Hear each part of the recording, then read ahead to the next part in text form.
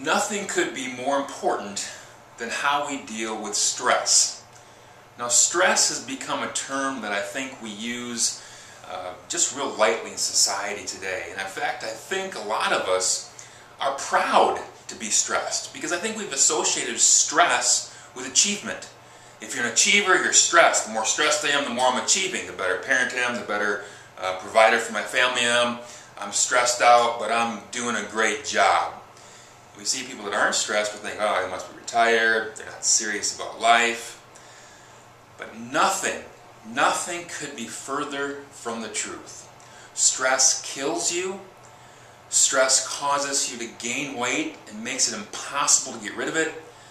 So learning about stress and understanding how to get rid of it is really the essential factor in permanent weight loss. First, I want to talk about what stress does. Stress is a hardwired response in your brain called the fight or flight response. It's something that we all have that we share with the animals. It's our brain's main function to defend us from physical danger. A zebra in the wild sees a lion. The lion starts running after the zebra. The zebra has a fight or flight response. Well, it knows it can't fight the lion, so it flees, it runs, it takes off. It uses all of its body's resources, are summons in a way that's going to give it every ounce of energy it has, every resource its body has to get away from that lion and to save its life. Now we have the same thing hardwired into our brain, and I want to show you what happens. Number one, when you're feeling stress, now realize that for us, stress doesn't occur being chased by a lion, but it occurs when we experience emotions like anger or guilt or worry or anxiety. Those trip that trigger into that fight or flight response. We have to respond to those feelings in some way, and even though it's not a huge stressor like we almost got hit by a semi, or I was out in the woods and I saw a bear, these little stressors continue to add up, but trip the trigger, that's flip the switch of your fight or flight response, and it does these things. The first thing it does is you lose your cognitive resources. What this simply means is that your mind focuses on the threat. When you're feeling no stress, your mind is much more open, you have a wider view on life, you see things from a much wider perspective. When the stress response kicks in, now suddenly, what do you have to do? You have to focus on the threat. You can't have your mind out wandering out here and over there and thinking about this and this why. You got to get right near, you got to focus right on that threat so that you can deal with it. So you lose your cognitive resources. You focus in, you narrow in on just this one little thing and you can't get your brain off of it. Number two, adrenaline and blood sugar flows to the muscles. Hormones and the fuel flow to your muscles so your muscles have everything they need for strength, for movement, to run away, to do whatever it takes physically to either fight or flight. Number three, your body shuts off the repair system. You don't need to repair tissues, you don't need to repair cells, you don't need to regenerate your skin and your hair. All that stuff, out the door. All your energy, all your body's resources are used to either fight or flight, so it shuts off your body's repair system, otherwise known as your immune system. And then, of course, your brain focuses on other threats. And that makes sense. If you were out in the woods and you saw a wolf go by, ho! You're going to be thinking about, is there other wolves? And that only makes sense that you're going to focus on other threats. So this process, if you look at this, what happens here is that by focusing on other threats, now you see life through a negative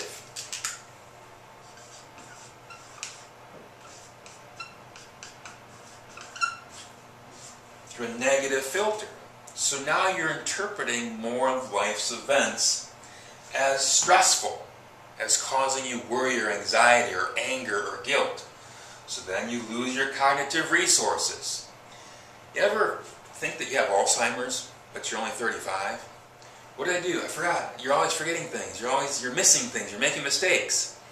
You lose your cognitive resources because your brain is so stressed. It's so busy focusing on that thing that's causing you worry or anxiety, that thing that's causing you anger, the thing that's causing you guilt, that you forget your keys. You forget to do this. You forget the appointment. You lose this. You forget that.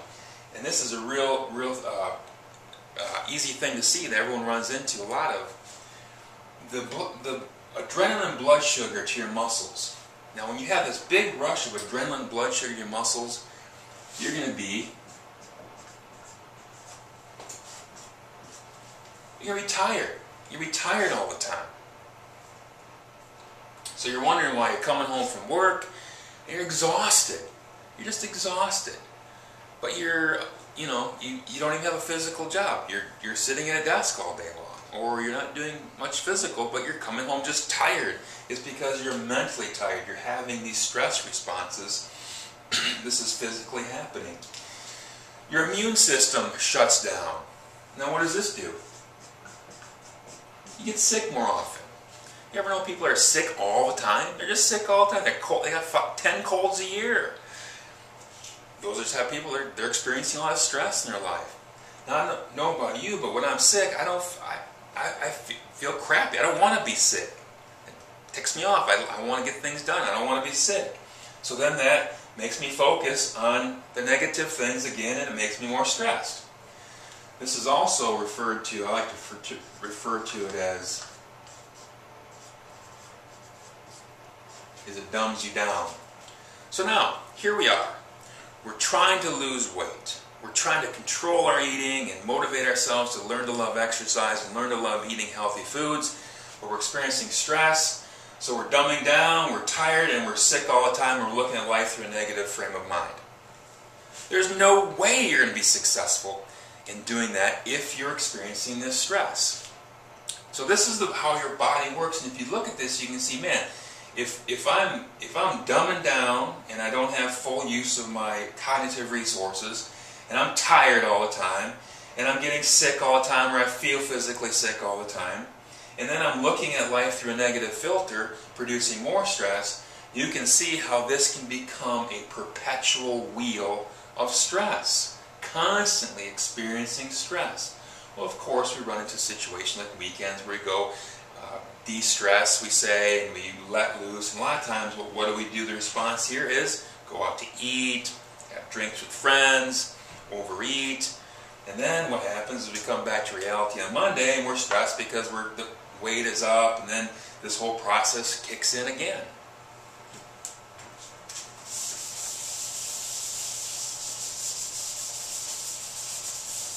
What are the emotions that cause stress? Here are the top 3 or 4 emotions that cause you stress. Number 1 is anger. Things are upsetting us that didn't go as we expected. Anger can only come from our expectations. I have a certain expectation of how this should work out. It didn't work out on that expectation, or someone wronged me. I'm upset about this. Anger, upset, frustration. 2, guilt.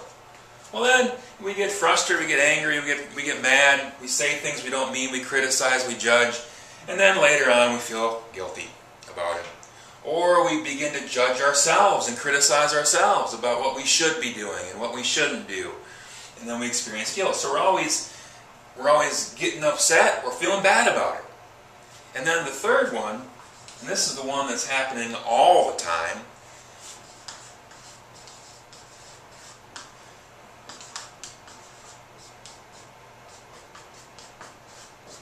worry and anxiety. Worrying is just projecting bad things in the future. What if it happened? What if that happened? Worry and anxiety. Thinking about this. Oh gosh, I'll never be able to handle this. Man, it just seems, I'm just overwhelmed. I can never handle this. I don't have time. How am I ever going to handle this? What if that happens? Worry and anxiety. Constantly kicking us into the stress response. One thing to be sure of is the stress response gets triggered on small things, just small things. Worrying about just small things happening throughout your day. This is constantly, it doesn't have to be big things like worried about some big thing, some person, something happening, big, large thing, anger and guilt. All these things can be very small things, like you're frustrated because you didn't get the approval you thought you should get on something you did at work. You feel guilty because you went out to lunch and you think, gosh, I should have invited Janet along. Maybe she wanted to go to lunch with us. No, it doesn't wipe you out, but you get that feeling of guilt. And worry and anxiety, these are the things that we're constantly thinking about. Did I do enough? Should I bring a dessert to the party or not? I'm not sure. I want to go exercise, but I got all these things in my life I got to get done, and blah, blah, blah. So we're constantly going through and experiencing these things. Now, how do you not experience these things? It feels like, well, how can I help it? Life happens.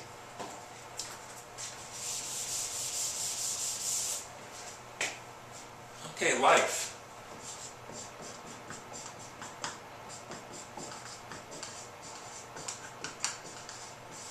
Life happens. Things happen.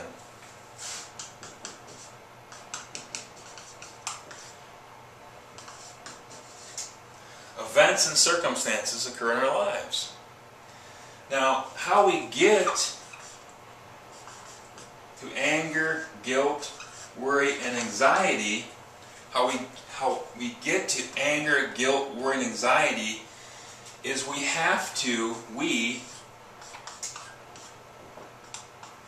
you and me, have to put,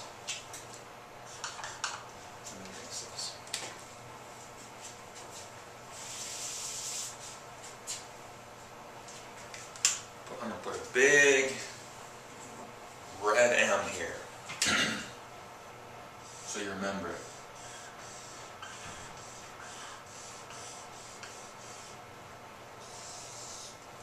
You and I, when life happens to us, we have to put a meaning on that event, that circumstance, for us, for you, to experience anger, guilt, worry, or anxiety. An event in and of itself does not contain any of these. Thanksgiving Day dinner. It's coming to my house this year. For some of us, this may cause an awful lot of worry and anxiety and guilt about who to invite, maybe even anger because you didn't really want to do this, but now you have to, and someone should have did this and didn't do that. So Thanksgiving dinner at my place could give me all these feelings of stress. Or I could look at Thanksgiving dinner totally differently, as a great way to get together my family, people I don't see the entire year, to be able to get together my family and be thankful for all that I have in my life. A time to get together and to enjoy great food and great conversation with people that I love. A time that it doesn't have to be worrying about the house, worrying about the food, anxiety about this and guilt about that. It doesn't have to be. Any event or circumstance can be interpreted in different ways. There's always a positive way to look at it. It's just your choice. Now you're thinking, Dave, yeah, right, it's just my choice. Now I understand, though, that your brain, my brain, is a what? Defensive mechanism. It's designed to protect you.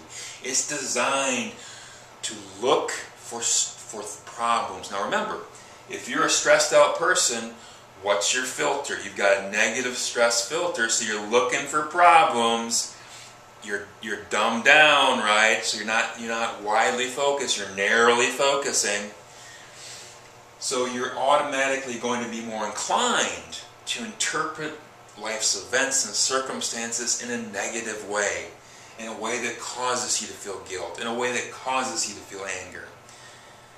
Now, if you pull yourself out of that through awareness, through understanding what I just showed you here, you will free yourself up to put new meanings on life's events for you. And you can do that. There's always a better way to look at things. The initial feelings that we have about life's events and circumstances come from your brain's mind chatter. What we need to do is become very good at hearing that mind chatter going, hey, mind chatter says, but you know what, this is how I feel about this. This is a better way to look at this. Like a good friend would say to you. If you came to your good friend and say, I'm all stressed out about Thanksgiving dinner because of this and that, and I feel guilty about this, and I'm mad about that, and I'm worried about this, your good friend would go, whoa, ho, ho, ho. Look at it like this. You don't need to be worried because of this. You don't need to be angry because of this. You don't need to feel guilt because of this. You don't need to feel anxiety because of this. That good friend would reframe your thinking. That good friend would consciously redirect your thinking into the thinking that you want to have consciously. And you would go, you know what, you're right. You're right. Why am I doing this to myself? Good question. Now I hope by seeing this and understanding this, a light will go off and you'll go, this makes so much sense. It just takes a little effort to get yourself out of that wheel of stress that you create for yourself, because your brain's doing it on automatic pilot. So you have to use your willpower to jump in there and to know that you place the meanings. And when you start placing new meanings consciously, you won't experience these emotions, and that wheel of stress will stop and start coming back the other direction. You'll have a wider view, you won't be looking at things through a negative filter. All those things that I just described with the stress response will begin to go away. So rather than just waiting for a vacation to get the relief you want from stress, you can do it whenever you want to, simply by changing the meanings that you're placing on life's events and circumstances. I hope this makes sense. You have the control over stress in your life. Always have, always will. This is Dave Erickson. Live by choice.